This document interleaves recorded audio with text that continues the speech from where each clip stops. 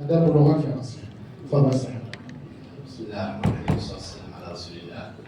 أولا الشكر الموصول إلى القائمين على التظاهرة العلمية وكذلك كل الحضور والمدعوون كذلك من جامعات يعني أخرى غير الجامعات المسلمة. Donc je suis un étudiant de master en DNE. J'ai quelques questions pour les enseignants qui interviennent. Donc tout d'abord je veux remercier tous les organisateurs de cet événement scientifique et d'autre part tous les invités, spécialement M. Dahou et M. Dakhia. Donc ma question c'est pour M. Dahou. Sur le bon choix des thèmes qui se basent essentiellement sur trois conditions, le temps et la documentation, et la troisième condition c'est la compétence personnelle.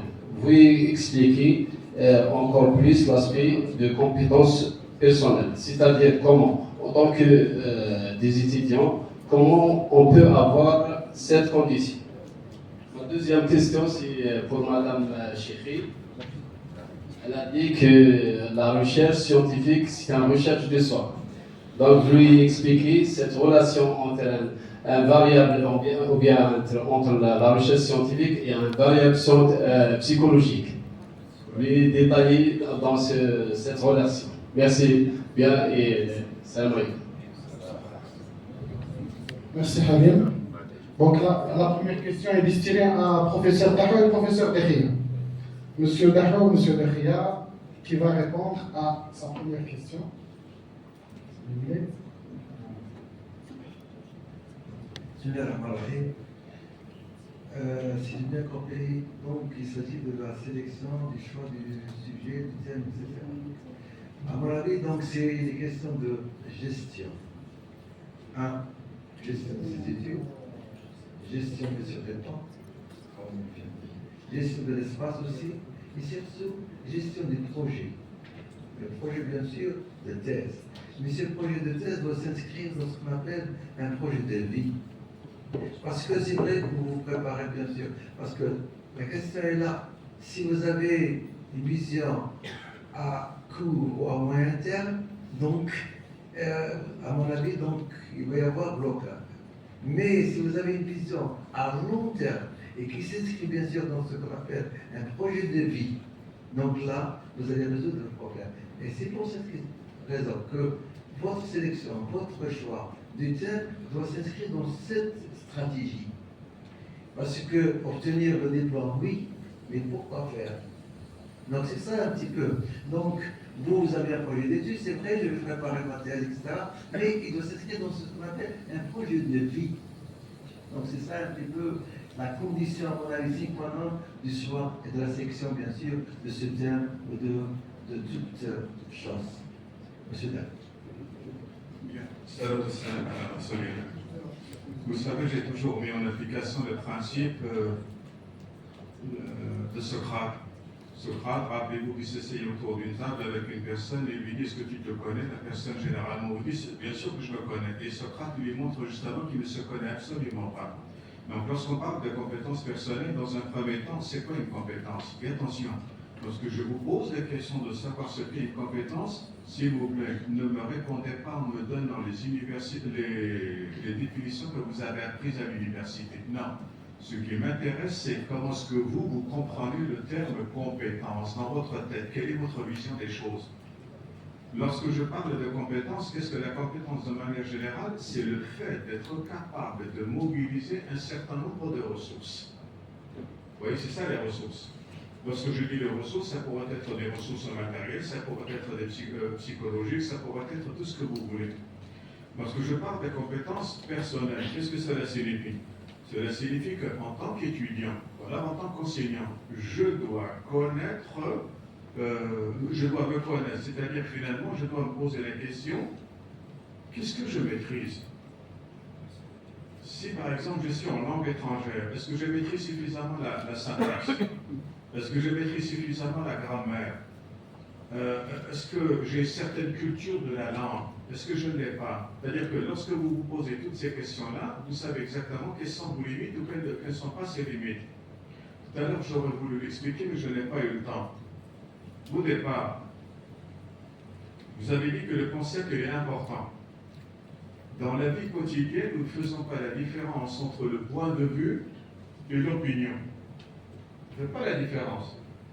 Et pourtant, si vous n'avez pas de point de vue, c'est impossible d'avoir une opinion.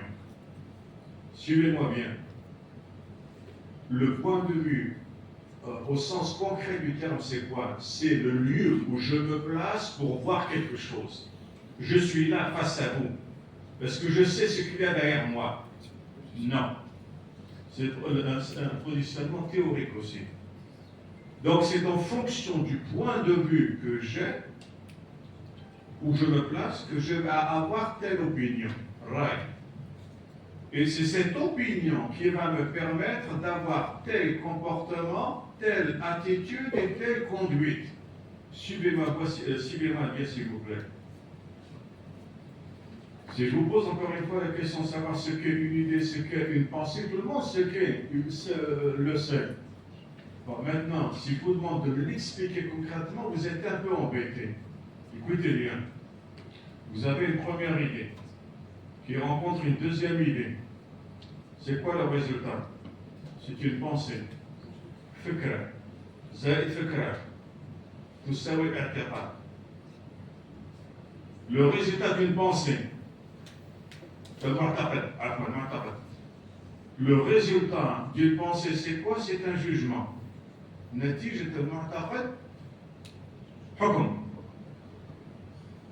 La formulation du jugement est une proposition, une hypothèse.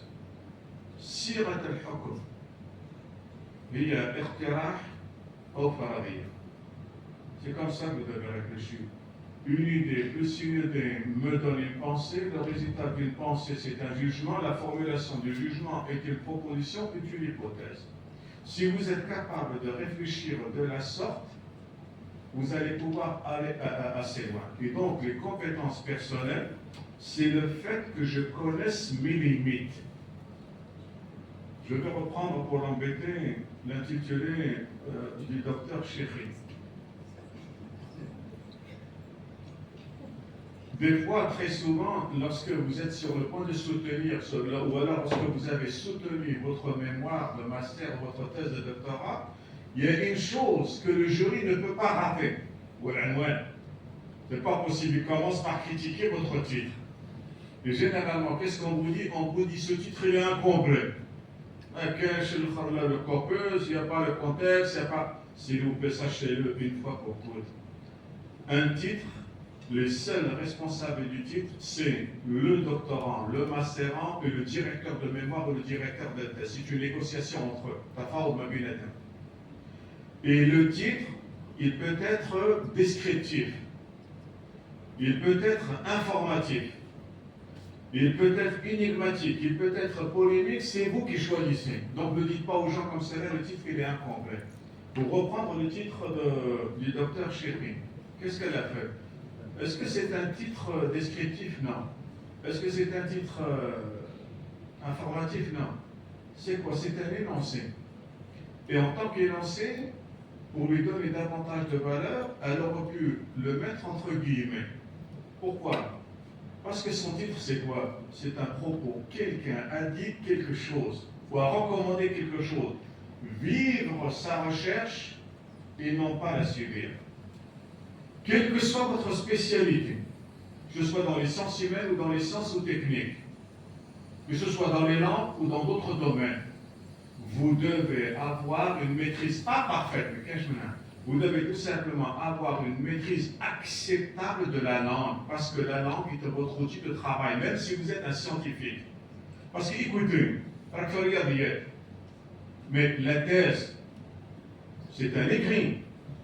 Si vous ne maîtrisez pas votre écrit, vos résultats ils peuvent être faussés, ils peuvent être falsifiés. Et vous pouvez être accusé de falsification, ou alors de plagiat, d'autoplagiat, tout ce que vous voulez, parce que vous ne maîtrisez pas suffisamment la langue.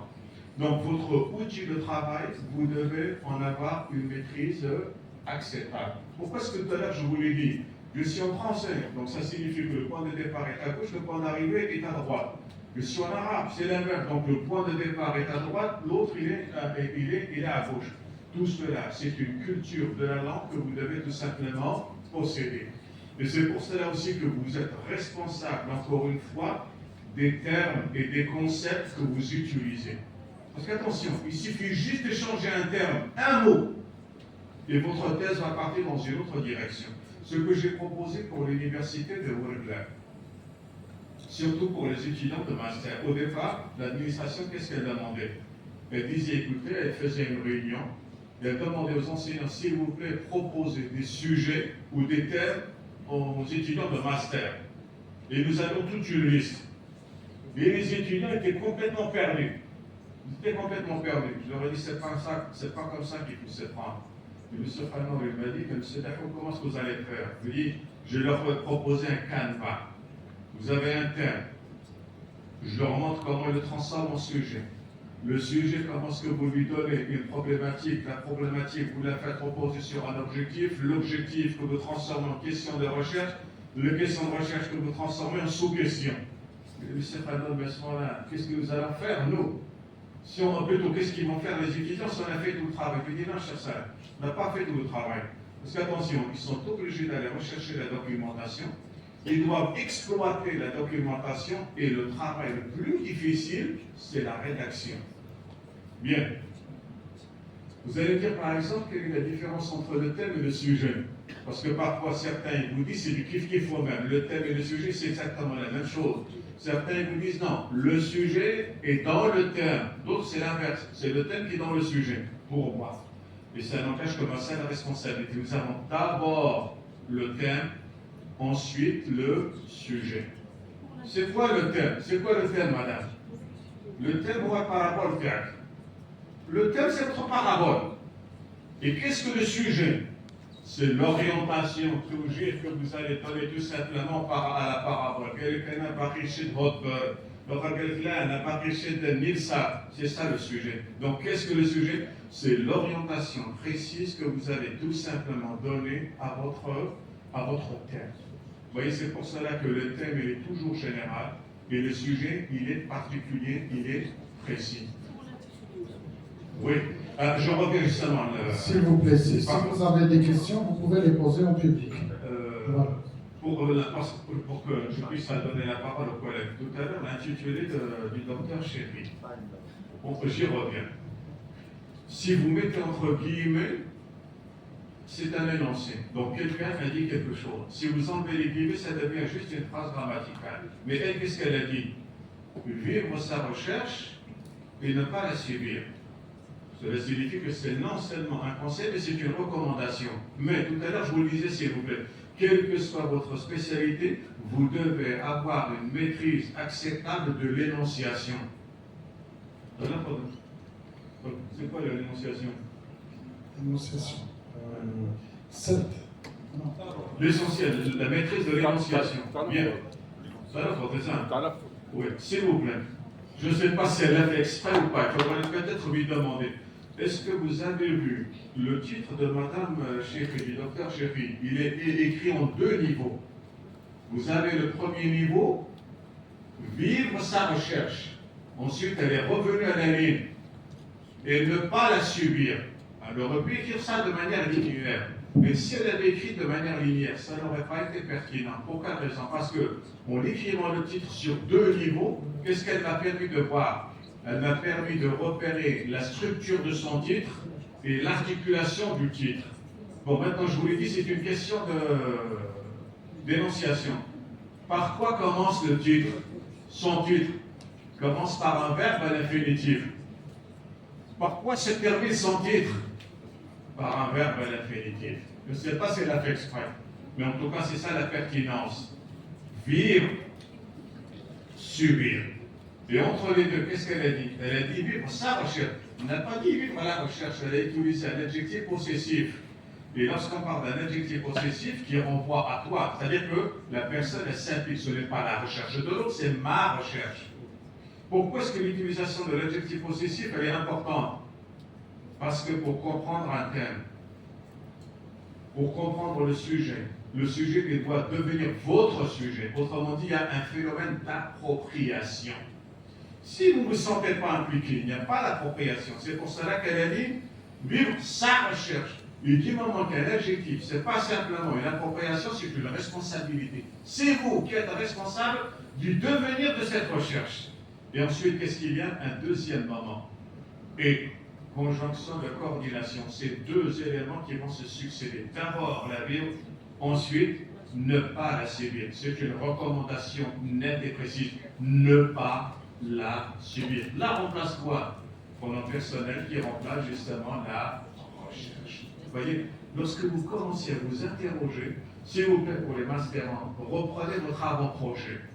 L'avant-projet, normalement, c'est qu'à 5 pages. Chaque fois que vous avez écrit une phrase, vous avez formulé, posez-vous la question de savoir pourquoi est-ce que j'ai choisi ce terme-là. Pourquoi est-ce que j'ai écrit ainsi ma phrase? Parce qu'en vérité, si vous faites un bon avant-projet, tout le reste, c'est que de l'habillage. Je ne sais pas, est-ce que le monsieur Slitan est là? Bon, les collègues de ici, pardon, sur Adre est là. La responsabilité que j'ai prise pour l'université de Wourglin et surtout au niveau du département des langues, je leur ai dit, si vous êtes capable de rédiger une thèse de doctorat 150 pages, je vous fais soutenir. Elle laisse 250, elle laisse 500. Et à la suite, les gens par la suite, ils sont accusés de plagiat. Non, 150 pages, ça doit suffire. Mais attention, vous devez vous dire attention aussi, qu'est-ce qu'une thèse de doctorat ou un mémoire? C'est une dissertation. Cela signifie qu'il y a 3 parties, l'introduction, le développement et la conclusion. Expliquez cela à vos étudiants. Pardon. L'introduction, c'est 10% du volume global. La conclusion, c'est 10%. Et donc le reste, c'est les 80% pour le développement. Si maintenant, par exemple, vous avez une thèse de 150 pages, donc 10%, c'est 15 pages. Donc 15 pages pour l'introduction, 15 pages par exemple pour la conclusion, ça fait déjà 30. Donc combien est-ce qu'il vous en reste? Voilà. Maintenant, par rapport à ce qu'il me reste, si je fais en partie, il m'est interdit d'avoir une partie moins volumineuse que l'introduction. Ce sont des calculs que vous devez faire avec vos étudiants de leur expliquer. Pardon. Parce que sinon je vais... So we have questions to Dr. Question pour notre étudiant Sabine. En fait, quand le masterant qui m'avait posé une question, en fait, quand c'est pas qu'il avait oublié, il a omis de dire que c'est un collègue pour Stade aussi là où il est étudiant en master. Je pense que c'est une recherche de soi. Professeur Derrière a largement répondu. C'est une partie de vie. On est habité par la recherche à un certain moment, et quand on se sent habité, on peut sourire.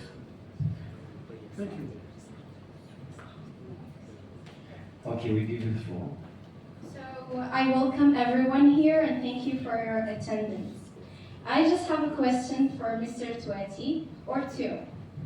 So the first one... One or two. You choose B, 1 or 2. Okay, go ahead. Okay, so as Master 2 student,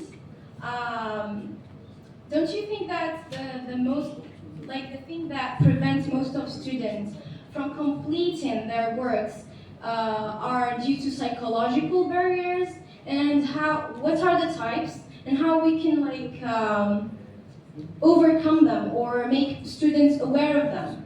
And something else about the methodology. Since my first year as a licensed student, we were always having this like module about methodology all over almost the 4 years.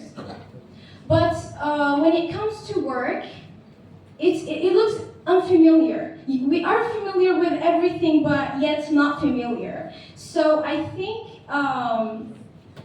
this is maybe related to the way of teaching, or like as a student, maybe my advice would be. It's not a question, this is a comment. I need you to add, or maybe to change, or maybe to explain, or something. I want something to be changed, because at the end, I felt like if I had different way or different teaching method, it would make it easier. So those are, yeah. Thank you very much. You got my point. Thank you very much. You're welcome. Dear Thank professors, you. cher professeur, elle a interrogé à propos des facteurs psychiques en ce qui concerne les étudiants et n'arrive pas à compléter peut-être la rédaction de leur thèse du master. Comment pouvez-vous donner le conseil pour lutter contre ce problème? L'autre question, c'est par rapport à la recherche méthodologique. Elle a dit comment vous expliquer qu'on a déjà dit pour à la recherche de méthodologie, mais en fin de compte, on n'arrive pas à impliquer les informations ou bien peut-être les compétences de la recherche méthodologique. Est-ce qu'il y a un problème au niveau du contenu? Est-ce qu'il y a un problème au niveau de la méthodologie d'enseignement?